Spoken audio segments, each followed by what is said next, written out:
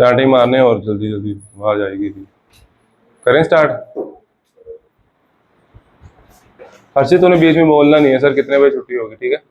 बोलना बाहर निकाल दूंगा। चलो हम स्टार्ट करते हैं इमिशन स्पेक्ट्रम हाइड्रोजन से, ठीक है? इमिशन स्पेक्ट्रम का मतलब क्या, देखो जैसे तुम्हें पता है कि हाइड्रोजन के पास सिर्फ एक इलेक्ट्रॉन होता है, सही है? और वो होता है फर्स्ट शेल में, है ना? इलेक्ट्रॉन कहाँ होता है? इसका न्यूमेरिकल आता है, ठीक है? अब उसके बाद बाकी शेल भी होते हैं, हर एटम के पास ना और भी शेल होते हैं, 1 2 3 4 ऐसे।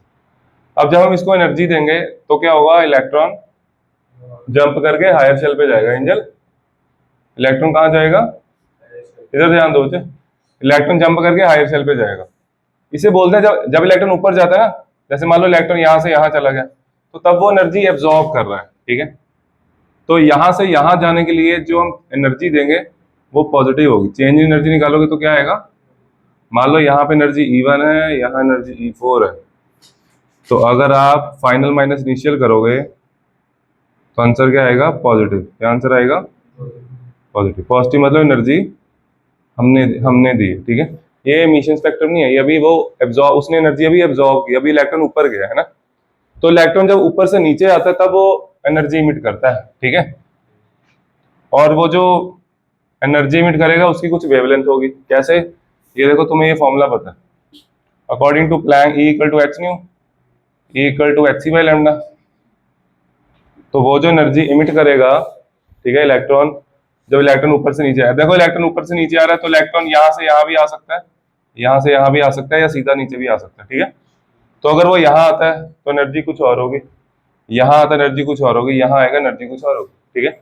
एनर्जी कुछ और होगी, वेवलेंथ कुछ और होगी, तो उसके कलर्स भी, स्पेक्ट्रल लाइंस के कलर्स क्या होंगे? डिफरेंट। आगे समझ आया? तो एब्जॉर्प्शन स्पेक्ट्रम, इमिशन स्पेक्ट्रम क्या है? जब इलेक्ट्रॉन हायर सेल से लोअर सेल में आता है तो इट विल इम्पार्ट कलर, ठीक है?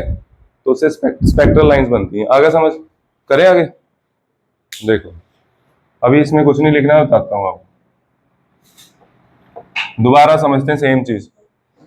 देखो अब हम इलेक्ट्रॉन को एनर्जी उसको एब्जॉर्ब नहीं कराएंगे, सीधा इमिशन शो करते हैं। मान लो इलेक्ट्रॉन यहाँ पे, इलेक्ट्रॉन यहाँ से नीचे आ रहा है यहाँ, तो E1 तो ये है ना, फर्स्ट शेल को E1 बोलेंगे, और इधर हाँ, तो इसकी चेंज इन एनर्जी हम निकाल सकते हैं अगर आपने निकालनी है। ये टॉपिक बोहर में जाके आता है, तो कैसे आएगी अगर ये निकालनी हो? फाइनल माइनस इनिशियल, और ये पॉजिटिव आएगी नेगेटिव आएगी? ये नेगेटिव आएगी, इलेक्ट्रॉन एनर्जी इमिट करेगा, ठीक है? ये चीज आ गई। हमने अभी क्या निकालना है? रीडबर्ग फॉर्मूले के साथ वेवलेंथ। तो ये जो एनर्जी इमिट हुई है इसकी क्या वेवलेंथ होगी? ऐसे नहीं निकालनी, यहाँ से अब एनर्जी सीधा, आपको कभी भी एनर्जी नहीं गिवन होगी। आपको क्या गिवन होता है? यहाँ पे शेल गिवन होता है बस, N1 N4 ये गिवन होगा आपको। तो N1 N4 है इस फॉर्मूले में? नहीं है ना, तो हमें फॉर्मूला लगाना है रीडबर्ग फॉर्मूला। वो क्या कहता है? क्या फॉर्मूला बोलो? 1 by lambda equal to R। देखो किसी को नहीं आता, 1 अपॉन n फाइनल का square minus 1 upon n initial का स्क्वायर। मान लो अगर आपको ये फॉर्मूला भूल गया कि फाइनल किधर है इनिशियल किधर है, तो उसके लिए आपने सिंपल सी चीज करनी, क्या? वेवलेंथ हमेशा पॉजिटिव होती है। वेवलेंथ क्या होती है हमेशा? तो आपने ये नंबर इससे बड़ा रखना, ठीक है? ये नंबर इससे बड़ा कैसे होगा? जब ये छोटा होगा, है ना? ये छोटा होगा तो नंबर बड़ा हो जाएगा, रेसिप्रोकल है। समझ आया क्या कह रहा हूँ? देखो मान लो यहाँ पे 4 है, यहाँ पे कितना है? यहाँ पे कितना है? 1। तो मैं क्या करूंगा, ये देखो 1 by lambda equal to R, 1 upon n final का स्क्वायर। फाइनल कितना है? 1। और इधर क्या है? हाँ, तो तुम्हारे सामने देखो ये टर्म बड़ी हुई ना, तो यही मैं आपको कह रहा हूँ, अगर ये नंबर आपका जितना छोटा होगा, है ना, तो ये पॉजिटिव होगा ना, बड़ा होगा नंबर। तो बड़े में से छोटी टर्म माइनस करनी है, n final minus n initial करना है। क्लियर? अगर बाई चांस हमने उल्टा कर भी दिया, आपकी वेवलेंथ नेगेटिव आएगी और कुछ कोई फर्क नहीं पड़ेगा, उसको पॉजिटिव कर देना। हाँ है, माइनस R नहीं होता इसमें, ये बोर के फॉर्मूला थोड़ी है, उसमें होता है माइनस RH, बोर में होता है ना, ठीक है? ये बच्चे फॉर्मूला समझ आया? इसमें रीडबर्ग की वैल्यू बोलो, रीडबर्ग की वैल्यू पता है? देखो किसी को नहीं आता, सारा गोल होगा तुम्हारा, 109677 सेंटीमीटर इनवर्स, और यूनिट्स भी पता होने चाहिए, ठीक है? और मैंने आपको एक बहुत अच्छी चीज बताई थी, वो मैं अभी दोबारा बताऊंगा, पहले क्वेश्चन करेंगे इस पे, ठीक है? ये नोट करो, लिखो इमिशन स्पेक्ट्रम हाइड्रोजन, ब्रैकेट में लिखो रिडबर्ग फॉर्मूला। सॉरी चाहिए ना, पॉज करते रहे, लेक्चर बहुत लंबा हो जाएगा। फर्क बता देता हूँ।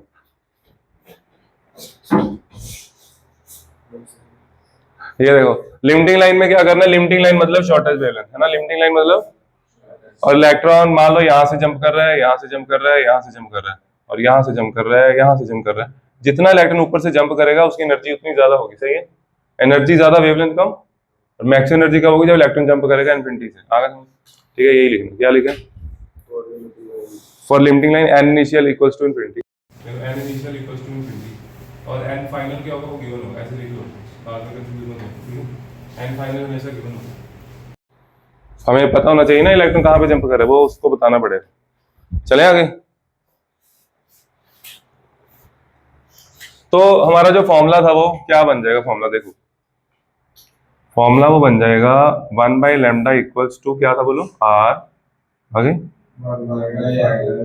फाइनल का स्क्वायर, ये तो इन्फिनिटी हो गया है ना, इन्फिनिटी का स्क्वायर इन्फिनिटी, और 1/∞ 0, 1/∞ 0। तो ये फॉर्मूला ऐसे आ जाएगा। ये फॉर्मूला बहुत इंपॉर्टेंट है, ठीक है जी, कुछ नहीं करना, ठीक है। लिमिटिंग लाइन में इसको इन्फिनिटी पुट कर देना, ठीक है। बाहर से कर लो नोट। आप इस चैप्टर को डिवाइड करके कर सकते हो, 3 पार्ट्स में डिवाइड होता है ये, ठीक है। क्वांटम नंबर्स, और फिर ये डुअल नेचर और बोहर मॉडल तक।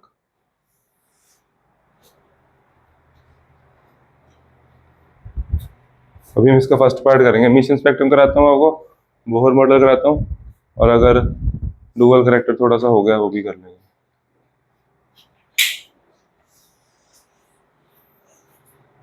तू कहाँ शीट पे लिखी यार, लेके आएगा ना लैपटॉप पे। मैंने मैसेज नहीं किया, मैसेज में लिखा तो था केमिकल बॉन्डिंग कराना। कोई बात नहीं, हो गया, लिखी। बोलो बोलो, अगर लॉन्गेस्ट वेवलेंथ निकालनी तो क्या करेंगे बोलो।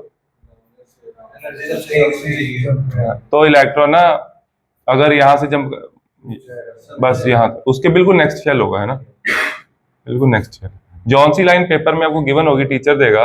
अगर टीचर हो गए कि फर्स्ट शेल पे इलेक्ट्रॉन जंप कर रहा है तो वो सेकंड से करेगा, अगर सेकंड पे थर्ड से, थर्ड पे तो फोर्थ से, बिल्कुल उसके नेक्स्ट वाला। तो इसका मतलब ये हुआ कि जो एन इनिशियल है ना और एन फाइनल, तो एन इनिशियल होगा एन फाइनल प्लस 1, इसमें कोई डाउट? एन इनिशियल कौन सा होगा, उसके बिल्कुल ऊपर वाला चल, ठीक है। आया समझ, इंपॉर्टेंट है। लिखो लिखो स्टार में करके, फॉर लॉन्गेस्ट वेवलेंथ। आ रहा है वंशिका समझ? मुझे बिल्कुल नई चीज है आपके लिए, कोई नहीं, कोई थोड़ा सा तो स्ट्रगल करना ही पड़ेगा। 2-3 महीने वेकेशन पे थे ना।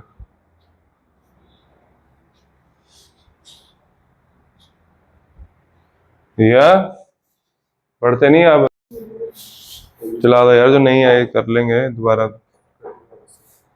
देखो हमारे पास 5 सीरीज होती हैं। रीजन अभी हमने लिखे नहीं, रीजन में बताता हूँ रीजन में हमने क्या लिखना है। उसके बाद इलेक्ट्रॉन अगर फर्स्ट शेल में जंप कर रहे हैं, कहाँ से, second, third, fourth and so on. Second पे जंप करे, कहाँ से करेगा, हाइट शेल से, 3, 4, 5 सो ऑन, और उसके बाद 3 पे बोलो 4, 5, 6 एंड सो ऑन, इधर 5, 6, 7 एंड सो ऑन आगे, बस, ठीक है। रीजन का मतलब क्या है, रीजन का ही तो क्वेश्चन आता, ठीक है।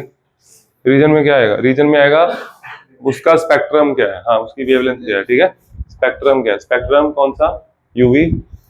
लेमन का रीजन होता है यूवी, क्या होता है, इसका होता है विजिबल, क्या होता है, और इसका इंफ्रारेड, इंफ्रारेड, इंफ्रारेड। समझ आया?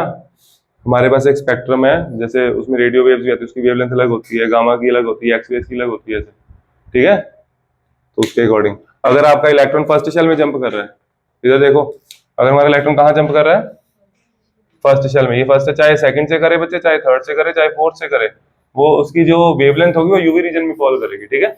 यूवी की एक रेंज होती है, जैसे विजिबल की रेंज है ना एक 400 to 700 नैनोमीटर, बोलो ये विजिबल की रेंज है ना बच्चे, तो हम तो यही लाइट देख सकते हैं बस, ठीक है। तो अगर इलेक्ट्रॉन बाल्मर सीरीज को बिलोंग करे, मतलब कि तो रीजन कौन सा होगा, विजिबल, ठीक है। तो वो जो लाइट होगी वो हमें विजिबल होगी, दिखेगी वो, ठीक है, नॉर्मल स्पेक्ट्रम की होगी, विप और के बीच में से होगी। कर लो नोट, कर, रोक दो यार अब। लिखो बच्चों, एक क्वेश्चन लिखो, लिखो calculate the shortest wavelength for hydrogen spectrum, for hydrogen, calculate the shortest wavelength for hydrogen in Balmer series.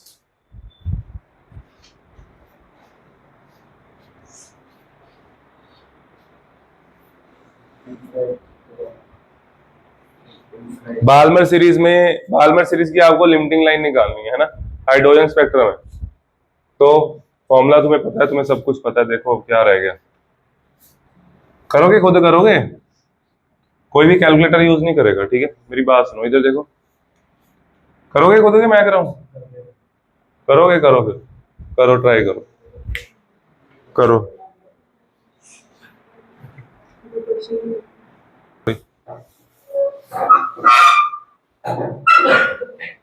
बस बहुत है, चलो ठीक। देखो इधर देखो, इधर देखो, एंजल भूमिका, वान पवन, ये कितना है? जब भी इसका क्वेश्चन आता है ना, तो पहले आप लोग प्रॉपर अपने लिए ये बनाया करो, ठीक है। और इलेक्ट्रॉन कहाँ से जंप कर रहा है? इन्फिनिटी से। कहाँ पे कर रहा है? ये आपकी गलती नहीं होगी, 2 का स्क्वायर माइनस इन्फिनिटी का स्क्वायर, इन्फिनिटी 1/λ। यहाँ पे आर लिखने का आपको कोई फायदा नहीं हो रहा था, यहाँ पे भी लिखा हर्षित, ओए यहाँ पे आर भी ऐसे ही रहने दो। आर की वैल्यू पुट करके क्या मिला? मिला कुछ? कुछ नहीं मिला। ये क्या बन गया? 1/4। तो मेरे पास आंसर आया 1/λ इक्वल टू r/4। मेरे को ना लैम्डा चाहिए, लैम्डा क्या आया? 4/r। बस यहाँ तक सारे बच्चे करके बैठे हैं क्वेश्चन, ठीक है। पेपर में भी यहाँ तक ही करोगे, और अगर तीन तीन का है ना, टीचर आपको एक ही नंबर देगा। ये देखो, इसने भी यहाँ तक ही किया। तो यहाँ पे पता क्या करना है, सुनो मेरी बात, 1/r की ना मेरी बात सुनो, कैसे आती वैल्यू मैं तुम्हें डिटेल में समझाता हूँ। देखो लैम्डा का आंसर, हमारा आंसर क्या है? अगर एमसीक्यू है ना बच्चे, एमसीक्यू में कई बार ऐसे ही आंसर गिवन होता है जैसे ये है, तो ये आंसर तो आ गया, एमसीक्यू में हो सकता है ऐसे गिवन हो, आप कर लोगे, ठीक है। लेकिन अगर एग्जैक्ट आंसर निकालना, फिर क्या करोगे? आर की वैल्यू पुट करनी पड़ेगी। आर को ना हम अलग से सॉल्व करते हैं। आर की वैल्यू होती है 109677, और ये होती है सेंटीमीटर इनवर्स में। किसमें? इसको ना पहले डेसिमल को ले आओ यहाँ पे, 1.09677, 1 2 3 4 5, 10 बार क्या आया? 5। अब देखो, हमें 1/r की वैल्यू निकालनी, किसकी? मेरे को यहाँ पे ये चाहिए ना, ध्यान से देखो, मैं इसको ऐसे लिख सकता हूँ, ऐसे है ना, ये मेरे को 1/r चाहिए। क्या चाहिए? मतलब कि मेरे को ये चाहिए, मतलब कि मेरे को ये चाहिए 1/1.09677, 10⁵। ये 10⁵ ऊपर आ गया, क्या बन गया? 10⁻⁻5, क्या बन गया? अब ये जो नंबर है 1 अपॉन, सुनो, 1 अपॉन ग्रेटर देन 1 क्या आएगा आंसर? लेस देन 1 आएगा, है ना। तो ये नंबर 1 से बहुत बड़ा भी नहीं है, तो नियरली 1 के आसपास ही आएगा। ये पता कितना आता है नंबर? ये आएगा 0.912। तो ये नंबर आप याद रख सकते हो, ठीक है। अगर आपको ये 1/r याद रहेगा, आपका क्वेश्चन 1 सेकंड में हो जाएगा, ठीक है। अब यहाँ पे देखो क्या करना है, लैम्डा क्या आया? 1 इसकी 1/r की वैल्यू पुट कर दो सीधा, 0.912 इंटू 10⁻⁻5 इंटू 4, 9 4 जा 36, 20 12 4 जा 48, 940, कितना आ गया? 3648। करो इंटू 10⁻। अब ये आंसर एग्जैक्ट आंसर नहीं है, सेंटीमीटर में है। किसमें है? आपको सेंटीमीटर में नहीं करना, हमें करना नैनोमीटर में या पिकोमीटर में। किसमें करना है? हाँ, यानी कि 10⁻⁹ बनाना है इसको, ठीक है। बनाए, देखो, तो उसके लिए आपको दो चीजें करनी पड़ेंगी। पहले तो सेंटीमीटर को मीटर में करना है, और ये डेसिमल 3 डिजिट्स में लेके जाना है इसको। इसको लिखो 3, इसको ऐसे लिखूंगा, अगर मैं इसको 364 लिख लूँ, तो इसको कैसे लिखना पड़ेगा? ऐसे 10⁻²। ये सही है? ये समझ आया? तो पता ना सबको। आगे into 10 into 1 centimetre equal to 1 centimetre में कितने मीटर? 200, 100 मीटर, 10⁻²। चलो देखो मेरी बात सुनो, इधर देखो, एंजल कॉपी कंप्लीट नहीं करनी। एंजल आपकी जगह कोई और होता है, मैं बाहर निकाल देना, पता है आपको? सिर्फ आपको नहीं निकालना मैंने। क्योंकि हमने रोने लग जाना था। हाँ देखो हिया कितनी खुश हो रही है। देखो इधर आ जाओ, मैं रोती नहीं, मैं बस ऐसे ही रो देती हूँ कभी भी बिना किसी बात के। यहाँ पे वैल्यू पुट की, लैम्डा आ गया 1 लैम्डा आया था r/4, लैम्डा निकाला 4/r। ठीक है, r की वैल्यू आप लोग याद रखोगे आपको फायदा होगा। r की वैल्यू ये होती है, इसको पावर को इधर करके लिखा 1 2 3 4 5 10⁵। 1/r चाहिए हमें, हमें क्या चाहिए, इधर देखो, हमें चाहिए 1/r। क्या चाहिए, 1/r की वैल्यू, ये नंबर अगर आप डिवाइड करके देखो, कैलकुलेटर खोलो, फोन निकालो, 1 डिवाइडेड बाय 1.09677 डिवाइड करो। रुकिए यार, पेरेंट्स का कॉल आ रहा है, रुको। इधर देखो आगे, तो इसको डिवाइड करके देखा क्या है, 0.912 आया। तो इसका मतलब ये हुआ कि 1/r को मैं ऐसे लिख सकता हूँ, ये नंबर ऊपर चला गया, 10⁻⁻5 हो गया है ना, वो इंस्टा चलाने लगी, ये 0.912 आ गया, ये समझ आई बात। उसके बाद ये वैल्यू इधर पुट कर दी। आपको आंसर लिखना होता है बच्चे नैनोमीटर में, टीचर को आंसर चाहिए नैनोमीटर में, यहाँ पे आंसर नहीं छोड़ना। ये आंसर सही है, देखो ये भी आंसर सही है, ये भी सही है, समझ गए। आंसर को कन्वर्ट करना है किसमें, नैनोमीटर। तो उसके लिए आपको दो चीजें करनी पड़ेंगी, सेंटीमीटर को चेंज करना पड़ेगा मीटर में। देखो 1 सेंटीमीटर 10⁻² लिखा, फिर ये जो नंबर है ना डेसिमल को शिफ्ट किया यहाँ पे, ताकि यहाँ 10⁻² लिख सकूं, और ये पूरी पावर 10⁻9 बन जाए। क्या बन जाए, 10⁻9। और 10⁻9 क्या होता है, नैनोमीटर। आगे समझ क्वेश्चन। चलो अब मेरी एक और बात सुनो, अभी जो आपने फॉर्मूला लिखा ना, वो किसके लिए था, हाइड्रोजन के लिए। किसके लिए था, अब लिखो फॉर हाइड्रोजन लाइक आयंस, लिखो for hydrogen like ions.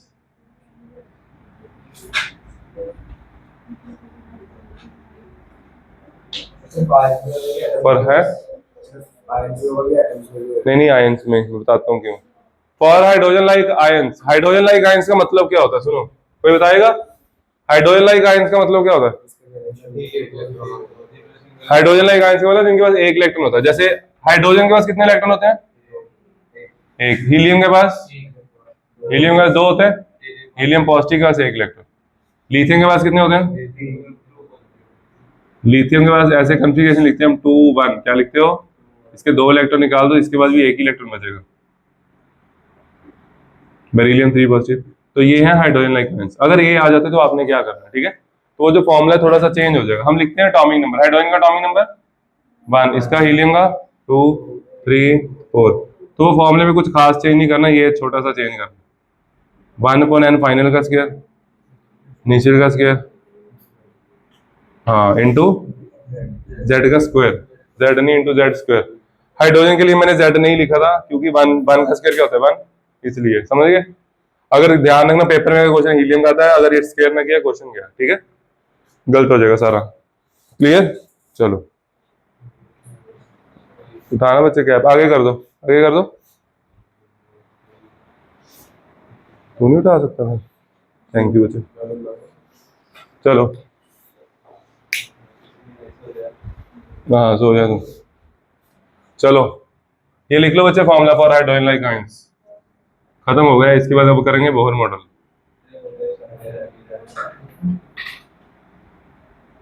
Bohr model थोड़ा समझना पड़ेगा, अगर बिल्कुल नहीं किया हुआ, ठीक है, वो स्टार्टिंग उसकी बड़ी खतरनाक है, हैं? चलने दे कोई, तो फिर भूल जाता है। बोहर का पहला पोस्टुलेट है, electrons revolve in the fixed orbit, electron revolve in the, यहाँ पे फिक्स का मतलब क्या है पता है, फिक्स का मतलब है उनकी एनर्जी फिक्स है ऑर्बिटल्स की, वो कैसे, वो आपको भी आगे जाके पता लगेगा, ठीक है। KLMN लिख लो, according to Bohr electron revolves. मैं आपको ना नोट्स भेज दूंगा, जिसके पास नहीं है, एक बार ये थ्योरी तो वहां से करनी पड़ेगी अच्छे से, ठीक है। According to Bohr, electron revolves in the fixed orbits, in the fixed orbits these orbits are also called stationary orbits.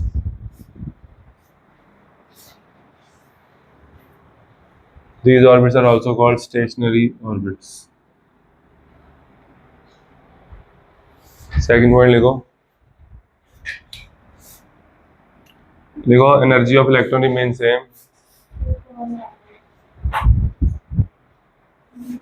लिखो energy of electron remain same. Energy of electron remain same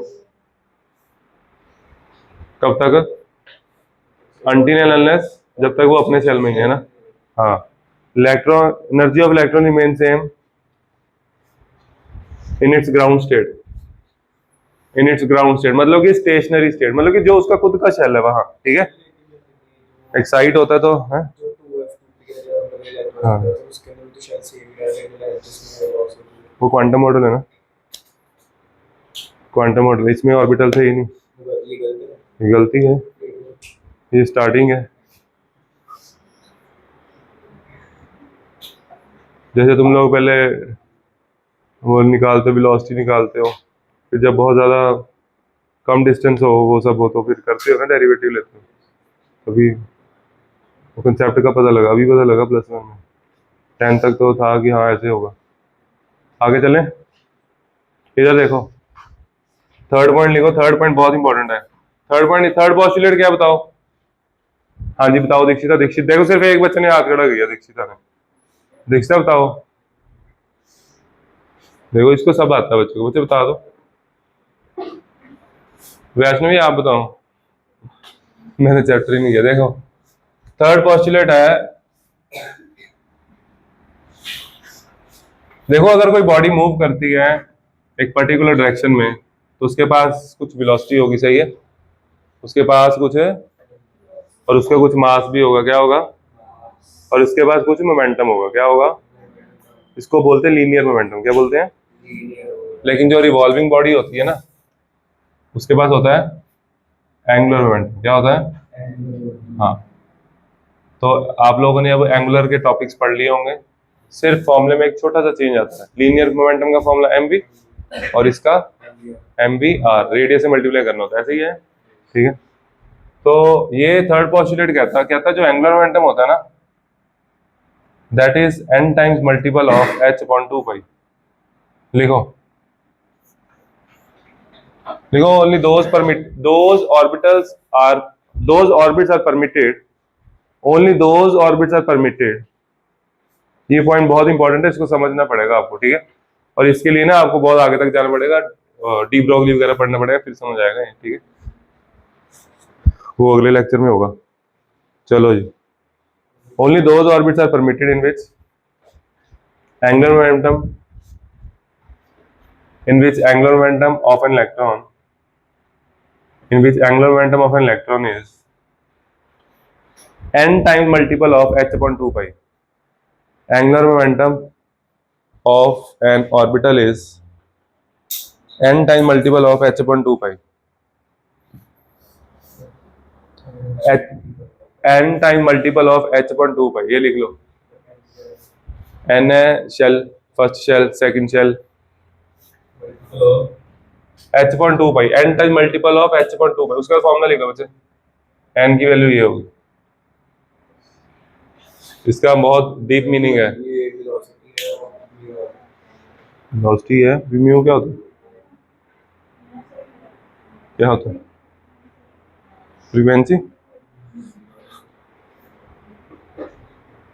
तभी यह ठीक नहीं है.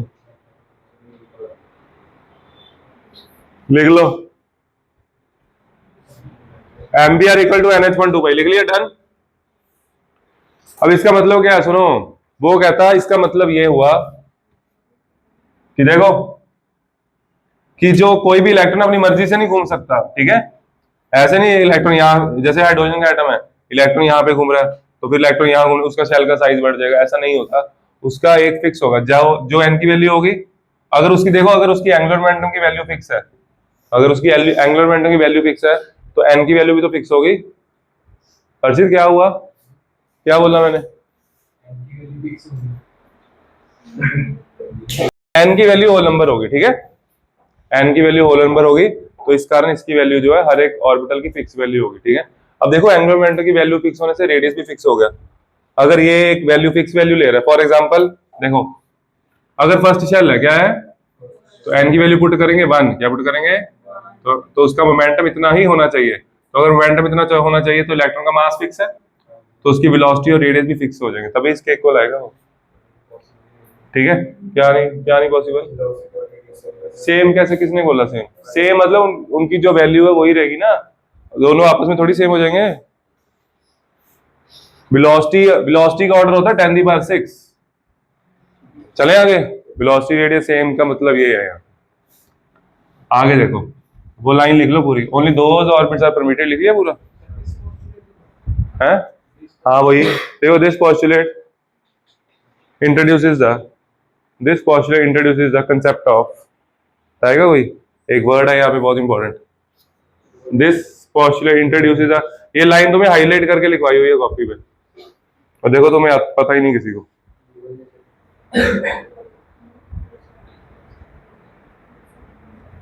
This postulate introduces the concept of, मैं तुम्हें थोड़ा सा कोशिश करता हूँ शायद वहां तक पहुंच जाओ, मैं तुम्हें रिकॉल करवाता हूँ।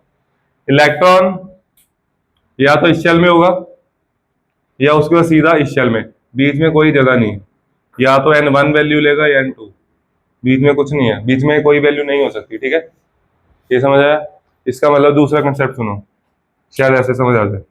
जैसे ये स्टेयर्स है, ठीक है, तो या तो फर्स्ट पहली पौड़ी पे पैर रखोगे, या दूसरी पे, या तीसरी पे, या चौथी पे, बीच में पैर नहीं ना रख सकते। This introduces the concept of, क्या वर्ड लिखवाया था स्पेशल, क्या था?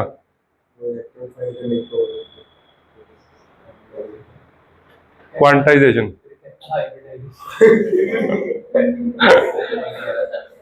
लिखो क्वांटाइजेशन, लिखो क्वांटाइजेशन। क्वांटाइजेशन का मतलब होता है डिस्क्रीट, मतलब कि नॉट कॉन्टिन्यूअस।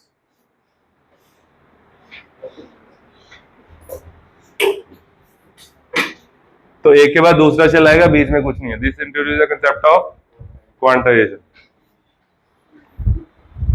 चौथा पोस्टुलेट हम थोड़ा सा वैसे समझ चुके हैं, दोबारा देख लो, उसको लिखने की जरूरत नहीं, सिर्फ समझना ही है ना। देखो, बोर कहता कि इलेक्ट्रॉन अगर पहले शेल से दूसरे पे गया तो उसके लिए हाथ खड़ा करो, उसके लिए एनर्जी हमें देनी पड़ेगी या रिलीज होगी? हाथ खड़ा करो।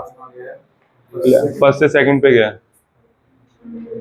हमें देनी पड़ेगी, इलेक्ट्रॉन एनर्जी एब्जॉर्ब करता है, ठीक है। तो डेल्टा ई क्या आया, E2 minus E1, final minus नीचे, और ये क्या आएगा, पॉजिटिव आएगा, क्या आएगा। और वो कहता सेम अगर ऐसा हो कि इलेक्ट्रॉन सेकंड से फर्स्ट शेल में आया तो इक्वल अमाउंट ऑफ एनर्जी फिर भी रिलीज, ठीक है। तो इसमें तो कुछ गलत नहीं कहा, सिंपल पॉइंट है, ठीक है। आगे समझ, ये ऐसे लिख लो, आ जाएगा समझ। देखो जल्दी करो, हाँ जी, पॉइंट लिखो, पॉइंट बोला मैंने, वो लिखा ना, पोस्टुलेट 4 है, एनर्जी इज रिलीज और absorbed when electron jumps, energy is released और absorbed when electron jumps from one shell to another. मेन बच्चे इसके पहले 3 पोस्टुलेट हैं, ठीक है। पहले 3 पोस्टुलेट रिकॉल करोगे, बोलो। एंजल, पहला पोस्टुलेट क्या था? भूमि का पहला पोस्टुलेट क्या था? सेकंड क्या था मौलिक? हाँ,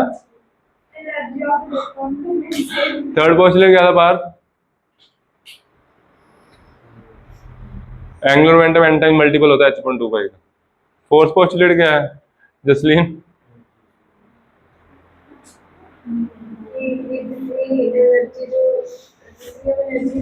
रहने दो बेटा, कोई बात नहीं, मैं समझ गया, मैं सब समझता हूँ। आगे देखो, हाँ वही मैं वही समझ गया, आपको समझाना नहीं आ रहा, आता आपको सब कुछ है, मैं समझ गया था। आगे लिखो, energy of electron in nth orbit, लिखो energy of electron in nth orbit. ये फोर्थ पॉइंट नहीं है, पॉइंट्स खत्म, ये एनर्जी चल रही है। Energy of electron in nth orbit, चल सॉरी फॉर्मूला था, एनर्जी का formula half m v square.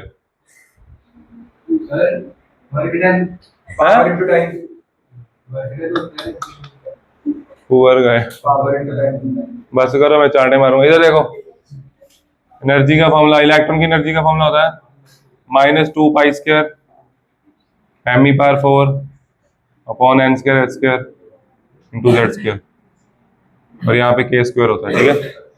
ये फॉर्मूला होता है। अब सुनो, आपको ये फॉर्मूला नहीं याद करना, आपको क्या करना है, इधर देखो, ये सारे कांस्टेंट है के, ठीक है, और क्या भाई 2 pi square mass of electron charge Planck constant, ठीक है। एन है तो बचेगा, एन बचेगा और जेड बचेगा, क्या बचेगा, हाँ, इनकी सबकी वैल्यू पुट करके आ जाएगा हमारे पास -2.18 इंटू 10⁻−18, ठीक है। क्या आ जाएगा, हाँ वो तो आएगा ही, Z square by N square.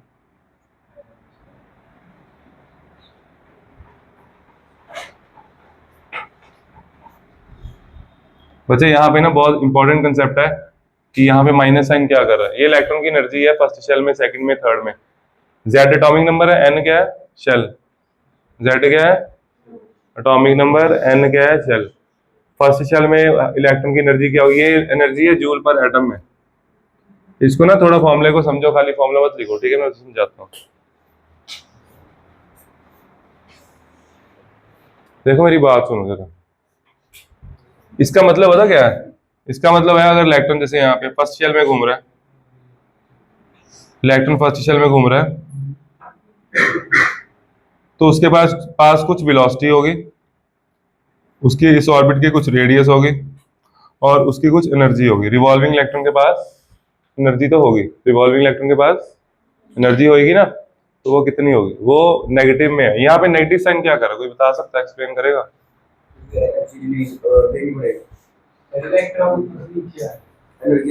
कब, जब इलेक्ट्रॉन को ये किसी को समझ नहीं आ रहा, नहीं वो तो कंसेप्ट बिल्कुल ही गलत है, और गलत हो गया कंसेप्ट, और सोच थोड़ा। देखो मैं बताता हूँ, सुनो, यहाँ पे एक इलेक्ट्रॉन पड़ा है, जमीन पे एक इलेक्ट्रॉन पड़ा है, उसकी एनर्जी कितनी होगी बताओ, उसकी एनर्जी 0 है ना, तुम लोगों ने बोला अभी आंसर, क्या बोला। अब यहाँ पे इलेक्ट्रॉन घूम रहा है, यहाँ पे इलेक्ट्रॉन, इसको अभी तुम लोगों को ये चीज भी पता है कि इलेक्ट्रॉन को अगर फर्स्ट शेल से ऊपर लेके जाना तो एनर्जी हमें देनी पड़ेगी। मैंने एनर्जी दी वो सेकंड शेल पे गया, मैंने एनर्जी दी वो थर्ड पे गया, फोर्थ पे गया, और लास्ट में इंफिनिटी पे गया। कहाँ गया, एक ऐसा शेल, इंफिनिटी शेल हम उसको अज्यूम करते हैं जिसमें न्यूक्लियस और आउटर इलेक्ट्रॉन की पकड़ 0 हो, पकड़ क्या हो, तो यहाँ पे इलेक्ट्रॉन पहुंचाने की मेरे को एनर्जी देनी पड़ेगी ना, तो इलेक्ट्रॉन की एनर्जी, और यहाँ पे मैं क्या कर रहा हूँ, इलेक्ट्रॉन की एनर्जी कितनी है 0, यहाँ पे इलेक्ट्रॉन की एनर्जी कितनी है, और वो एनर्जी एब्जॉर्ब करके आया 0 तक। वो कैसे आया, ये नंबर लाइन है, ठीक है, -1 -2 0 1 2, इलेक्ट्रॉन एनर्जी एब्जॉर्ब करके आया कहाँ पे 0 पे, कहाँ पे, इसका मतलब पहले उसकी एनर्जी क्या थी, नेगेटिव थी, नेगेटिव थी, क्या थी, नेगेटिव थी, -2 थी। अगर समझ, तो माइनस साइन का मतलब है that electron is bounded to the nucleus, ठीक है। न्यूक्लियस से इलेक्ट्रॉन को अलग करने के लिए हमें एनर्जी देनी पड़ रही है, क्लियर, लिख लो। नेगेटिव साइन इंप्लाइज दैट, ये सारा थ्योरी में लिखवाया हुआ है, आपको बहुत अच्छे से पढ़ना जाके, ठीक है। Negative sign shows that electron is bounded to the nucleus, that electron is bounded to the nucleus.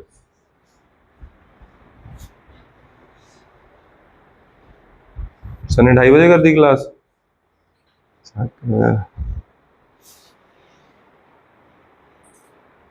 तू तो कह रहा था 9 बजे क्लास है,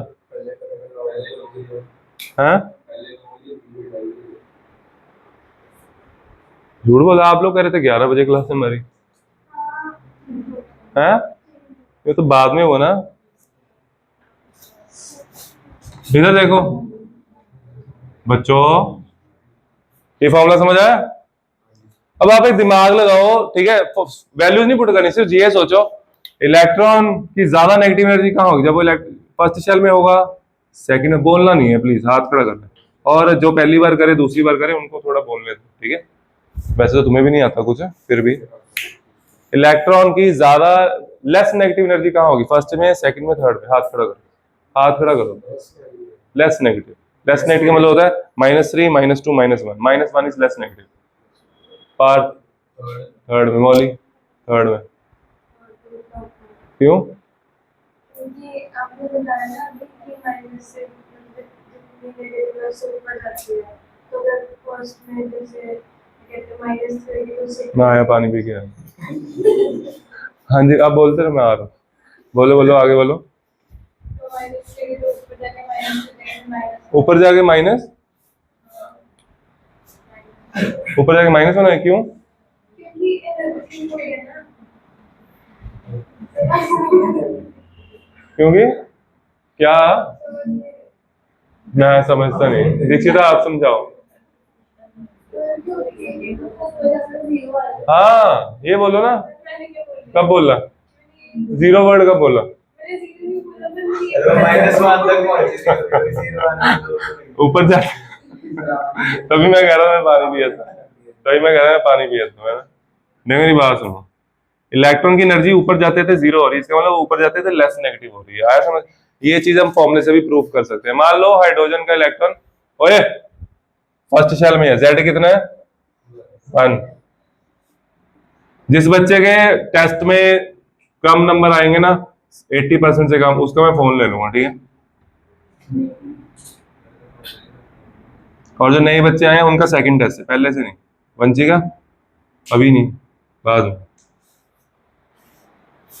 फोन तो लूंगा ही, फोन के बिना काम नहीं होगा। हाइड्रोजन का एटॉमिक नंबर 1। अगर मेरे को फर्स्ट शेल में एनर्जी निकालनी है, एन की वैल्यू 1, 1 का स्क्वायर 1, तो आंसर यही आ गया, -2.1 है 10⁻⁻18 जूल।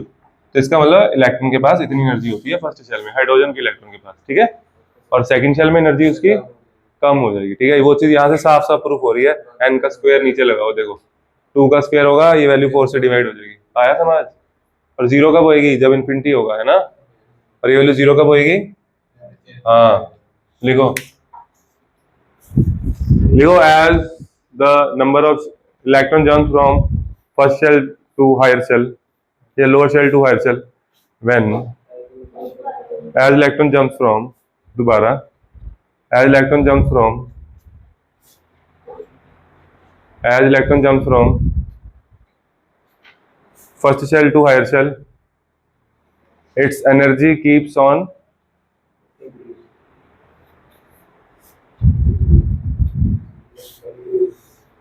increasing, ब्रैकेट में लिखो लेस नेगेटिव, लेस नेगेटिव होती जाएगी until it becomes zero at infinity। हाँ जी, कहाँ तक लिखे बोलो? हायर शेल के आगे पूरी लाइन बोलो। As electron jumps from first shell to higher shell, चलो मैंने as electron jump from first shell to higher shell, its energy keeps on increasing, its energy keeps on increasing, bracket में लिखो less negative, तो zero होएगी बस, ठीक है? Less negative लिख लिया, टू लेस नेगेटिव, है ना? And finally become zero at infinity, लिख लिया, ये भी लिख लिया, and finally become zero at, ये समझना था जरूरी, ठीक है? आया समझ लविशा? अब इस चैप्टर को पकड़ लो, ठीक है? चैप्टर 2 अच्छे से कर लो, चल ठीक है। वो पार्थ कह रहा है कि सेकंड चैप्टर भी ये वाला टॉपिक डाल देना सैटरडे टेस्ट में, ठीक? देखो है, नहीं टेस्ट देगा, टेस्ट क्यों नहीं देगा? अभी उसने बोला, कहता ये 2 टॉपिक डालना है, मेरे को समझ आ गई। बच्चे आप ये टॉपिक पे फोकस करना, ठीक है? केमिकल बॉन्डिंग करा रहा हूँ मैं अभी। आपका हो गया केमिकल बॉन्डिंग सारा? वन टाइम सारा हो चुका है? वैसे अभी क्या हुआ है? हाइब्रिडेशन होगी? अच्छा, एमओटी कर रहे हो, स्टार्ट कर दी एमओटी? कोई नहीं, चलें आगे। इधर देखो, अब यहाँ पे हमने फॉर्मूला क्या लिखा था, एनर्जी की वैल्यू क्या लिखी, मेरे को सिर्फ ये बता दो बस। माइनस, आप लोग देख रहे हो मैं पिछले 10 मिनट से यहीं घूम रहा हूँ, देख रहे हो? कभी क्वेश्चन पूछ रहा हूँ, कभी नेगेटिव साइन समझा रहा हूँ, और मैं यूनिट्स पे बहुत ज्यादा ध्यान दे रहा हूँ, देख रहे हो? ये चीजें नोटिस करने वाली थी, ठीक है। क्या क्या करें, negative sign, value units joule per atom, जो बाकी सारा समझा दिया तुम्हें। लेस नेगेटिव होगी एनर्जी एक टाइम पे आकर जीरो होगी, बता दिया, आया समझ। अब ना ये है एक हाइड्रोजन एटम की सिर्फ एक इलेक्ट्रॉन की एनर्जी है ना। अगर मेरे को 2 इलेक्ट्रॉन की निकालनी हो तो इंटू 2, 3 की निकालनी हो इंटू 3, मेरे को निकालनी है एवोगैड्रो की, किसकी। तो फॉर 1 मोल ऑफ एटम्स, यानी कि हाइड्रोजन एटम्स, हमने जेड स्केयर लिखा है तो हाइड्रोजन लाइक आयंस भी आते हैं, हम जनरली यहाँ पे एटम्स लिखेंगे। कोई भी एटम हो सकता है ना, हाइड्रोजन भी हो सकता है, वो हाइड्रोजन लाइक आयन भी हो सकते हैं, हीलियम पॉजिटिव, लिथियम, बेरिलियम, कोई भी हो सकता है। ये फॉर्मूला सबके लिए वैलिड है, वहां पे जेड है, ठीक है। अब देखो मेरी बात, तो 1 मोल के लिए क्या करना है, हाँ -2.18 10 दी पावर, एंजल एन की वैल्यू बताओ बच्चे, एन की वैल्यू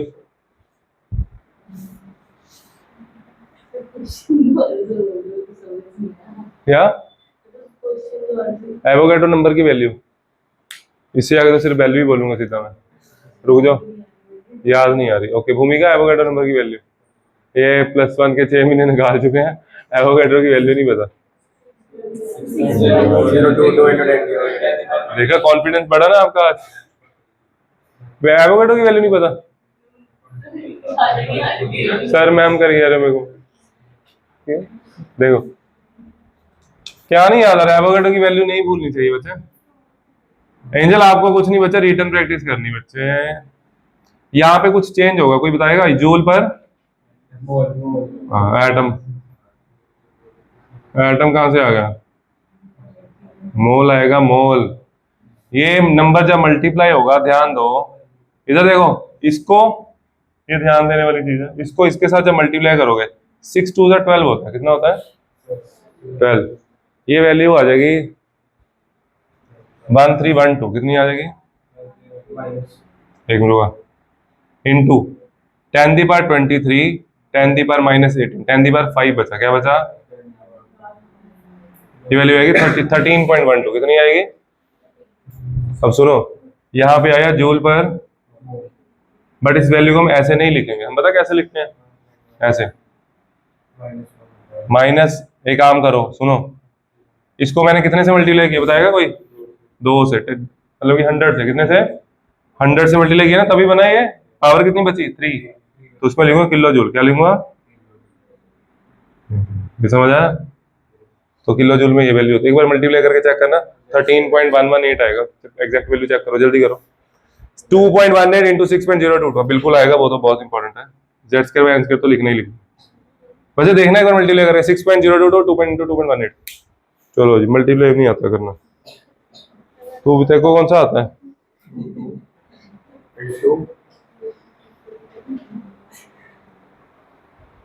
13.12, ठीक है। ये हर बार यही वैल्यू आएगी बच्चे, ठीक है,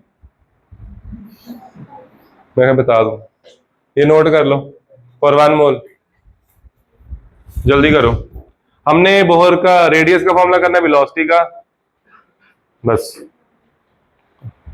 और एक टॉपिक और होता है आयनेशन एंथैल्पी वाला, अगर वो भी हो जाए तो बढ़िया।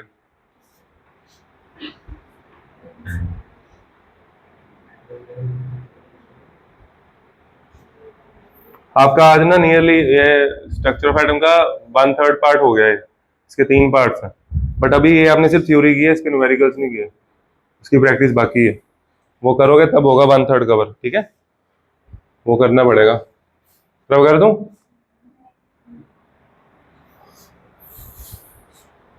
एक और यूनिट में वैल्यू होती है, बताओ कौन सा, ईवी, ईवी इलेक्ट्रॉन वोल्ट, कौन सा, 1 इलेक्ट्रॉन वोल्ट इक्वल्स टू, एक इलेक्ट्रॉन में चार्ज कितना होता है 1.6 इंटू 10 मैग्नीट्यूड लेना, 10⁻19 कूलम, ये होती वैल्यू, 1 इलेक्ट्रॉन पे इतना चार्ज, और यहाँ ये है 1 वोल्ट, क्या है ये, ई है ना, ईवी, ईवी मतलब ई मतलब चार्ज, ई मतलब, और वी मतलब वोल्टेज, तो चार्ज इंटू वोल्टेज कितनी 1 वोल्ट, तो ये बन गया, पता क्या बना, सुनो, 1.6 into 10⁻19, charge into velocity, charge into volt होता है जूल, ठीक है, ये तुम्हें पता होना चाहिए, ये 10th में था, ये था ना formula, work done equal to charge, potential equal to work done per unit charge, वही फॉर्मूला है, ठीक है। हमने वर्क डन निकाला, charge into potential, charge into potential, ठीक है। ये फॉर्मूला 10th का है। अब मेरी बात सुनो, मैंने ईवी की वैल्यू लिखी, किसकी? हमें ना ये वाली वैल्यू को ईवी में करना है, तो क्या करना है उसके लिए देखो जरा। Energy equals to -2.18 into 10 the power, okay, Z square by N square ऐसे ही रहेगा, और नीचे है जूल। यहाँ पे हमें ईवी ईवी की वैल्यू हमारे पास, यहाँ से जूल की वैल्यू क्या आएगी? 1 joule equals to 1 eV divided by, ये आ जाएगी। ये वैल्यू बच्चे यहाँ मल्टीप्लाई कर दो, तो जिसको नहीं समझ आया वो बाहर जा सकता है। 10 माइनस, और क्या बचा? पर एटम। जूल को कर दिया ईवी में, ये समझ आया? 2.18 10 the power -18 Z square by N square. 1 joule की जगह मैंने ये पुट कर दिया, ये 1 जूल की वैल्यू है ना बच्चे। 1 जूल की वैल्यू क्या है? 1 ईवी पन दिस, 1 ईवी पन दिस इनटू पर एटम पर, ये इसको इसके साथ डिवाइड करना है, करोगे? ये मैं यहां से हटा के ऊपर लिख रहा हूँ, बोला एक बार 1 जूल की value 1 EV by, very good. ये बता कितना आ जाएगा? ये आ जाएगा 1316, कितना आ जाएगा? नहीं 13.6 आएगा, कितना आएगा? 2.18 इंटू, ये डिवाइड करोगे जब सारा, ठीक है, ये करो। देखो मैं तुम्हें करा देता हूँ, देखो मेरी बात सुनो, मैं तुम्हें कैलकुलेशन भी करा देता हूँ, सुनो।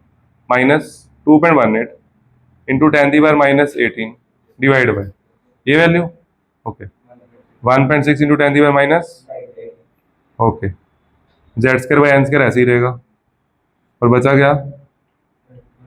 पर ईवी पर एटम, ईवी पर। अब ये जो नंबर है ना, ध्यान दो, ये 10 दी पावर -19 है, ये देख लो आप जसलीन क्या कर रहे हो। ये नंबर ऊपर गया, 10 दी पावर 19 आ गया, क्या आ गया? इसको ऊपर ले जाओ यहीं पे, हाँ ये 10 दी पावर 1 हो जाएगा, ये बन गया 21.8, क्या बन गया? 21.8 डिवाइड बाई 1.6, वो होता है जो नंबर में मैं बोल रहा हूँ, कितना? 13.6, क्या होता है? तो ये आ जाएगा 13.6 Z square by N square eV per atom. अभी मैं ये आपसे बोर्ड पे करवाऊंगा फॉर्मूला कैसे आया, किसको किस में कैसे चेंज करना है। आपके पास 5 मिनट है, ठीक है, चलो चल तू उधर मत देख, उसको कर लेगी अपने आप। भैया पॉज कर दो बच्चे, बच्चे हैं ये भी इंस्टा पे डालने डाल दे, और नहीं डालते यार तो डरी यार।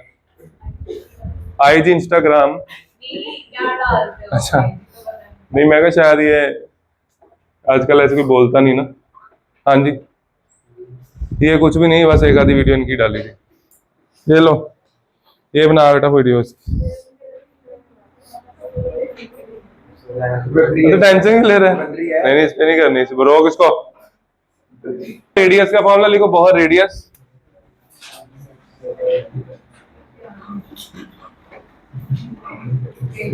संडे क्लास में ना आप ये अच्छे से पढ़ के आना, ठीक है, जितना कराया मैं आपको इसके क्वेश्चंस कराऊंगा, ठीक है, और थोड़े से टॉपिक्स। जिसको नहीं समझ आया उधर घर पे आओ समझ लो। आगे देखो, बहुत रेडियस का फॉर्मूला देखो, R equal to A0 n square by z, ये इंपॉर्टेंट है फॉर्मूला। अगर आपको फर्स्ट शेल में रेडियस निकालनी यानी कि n इक्वल्स टू 1, और हाइड्रोजन के लिए तो Z भी 1 होगा, और A0 कांस्टेंट होता है। A0 क्या है? हाँ 52.9 पिकोमीटर। बच्चे ये पता कहाँ से आया कांस्टेंट, कहाँ से आया? इसका भी ना फॉर्मूला बहुत बड़ा होता है, ठीक है, बाकी सारी टर्म्स कांस्टेंट होती हैं, उसकी वैल्यू है ये। तो रेडियस फर्स्ट शेल में क्या है? R इक्वल टू A0 यानी कि 52.9, n की वैल्यू 1, Z की वैल्यू 1, आंसर क्या आया? हाँ, इसका मतलब ये हुआ हाइड्रोजन का जो शेल होता है उसकी रेडियस, फर्स्ट शेल की रेडियस कितनी होती है? हाँ, अब थोड़ा दिमाग लगाओ, फॉर्मूला नहीं देखना। हीलियम की फर्स्ट रेडियस छोटी होगी बड़ी होगी? हाथ खड़ा करो, हाथ खड़ा करो, बोलना नहीं। हीलियम का रेडियस छोटा होगा बड़ा होगा? क्यों? मैं कह रहा हूँ फॉर्मूला लगाना ही नहीं है। हाँ, उसमें 2 इलेक्ट्रॉन है, उसके पास प्रोटॉन भी 2 है, उसके पास प्रोटॉन भी 2 है, और हमने हीलियम का तो निकालना ही नहीं है, हमने ऊपर से हीलियम पॉजिटिव का निकालना है, ठीक है। और हीलियम पॉजिटिव में यहाँ पे अंदर यहाँ पे 2 प्रोटॉन है, कितने? अब 2 प्रोटॉन 1 इलेक्ट्रॉन को खींच रहे हैं, तो वो ज्यादा नहीं खींचेंगे, तो साइज छोटा हो जाएगा। ऐसे भी समझ आ गया। उसकी वैल्यू एचएल वैल्यू की आगे निकाल लेते हैं। तो R equal to A not की वैल्यू 52.9, एन की वैल्यू 1 और नीचे Z आया 2, तो रेडियस रहेगी आधी। समझ आई बात? 26 पॉइंट। शाबाश, वेरी गुड। बात समझ आई? तो देखो प्रैक्टिकली भी हम सही चल रहे हैं। क्लियर? तो ये बोहर की रेडियस का कर लो, फॉर्मूला लिख लो, करो जल्दी। इसके बाद रहेगी बोहर वेलोसिटी, 3 फॉर्मूले कर देंगे, लिख लो। आपको कुछ नहीं करना, ये नोट्स अच्छे से रिवाइज करके आने हैं, ठीक है? बाकी मैं कराऊंगा संडे। नोट्स नहीं पढ़ के आओगे फिर संडे आने फिर फायदा नहीं होगा, समझ नहीं आएगा, क्योंकि तब हमने ओके क्वेश्चन सारे करने पड़ेंगे। तक इसके नोट्स दूंगा, यहां तक के टॉपिक्स बहुत अच्छे से पढ़ना, 2-3 बार रीडिंग कर लेना। लिख लो बच्चे।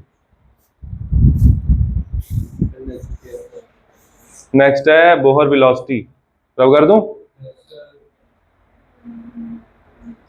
हर्षित तो कहता फटाफट रब करो, छुट्टी कर दो, है? हेलो बच्चे, हाउ आर यू? ठीक हो? Very good. ये लेक्चर देख लेना, ठीक है? चैप्टर 2 रिवाइज कराया है। इसके मेरे को नोट्स दिखाने कल आपने, ठीक है? आना चाहिए था आपको। हाँ, कोई नहीं, मम्मी को करते हैं फोन। आगे लिखो बोहर वेलोसिटी।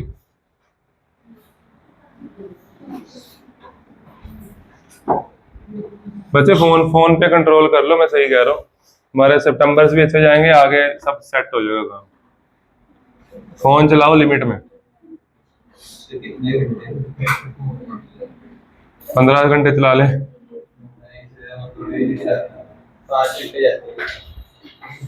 कोई नहीं, तेरे भाई से करेंगे बात। बोहर वेलोसिटी का फॉर्मूला क्या देखो ओए, v equal to V not Z by N. इसमें भी ऐसे ही होता है फॉर्मूला। अब नोट देखोगे, फॉर्मूला इसका बहुत बड़ा होता है। फिर वी नॉट कॉन्स्टेंट ले लिया हमने ना सारी वैल्यूज, तो वी नॉट की वैल्यू क्या पता? 2.18। वैसे 2.19 लिखी बुक में, मैं 8 ही लिख रहा हूँ, पीछे 8 लिखा था ना हमने, सेम 10⁸ है। 3 × 10⁸ होती है लाइट की वेलोसिटी, किसकी? और ये कह रहा है 10⁸।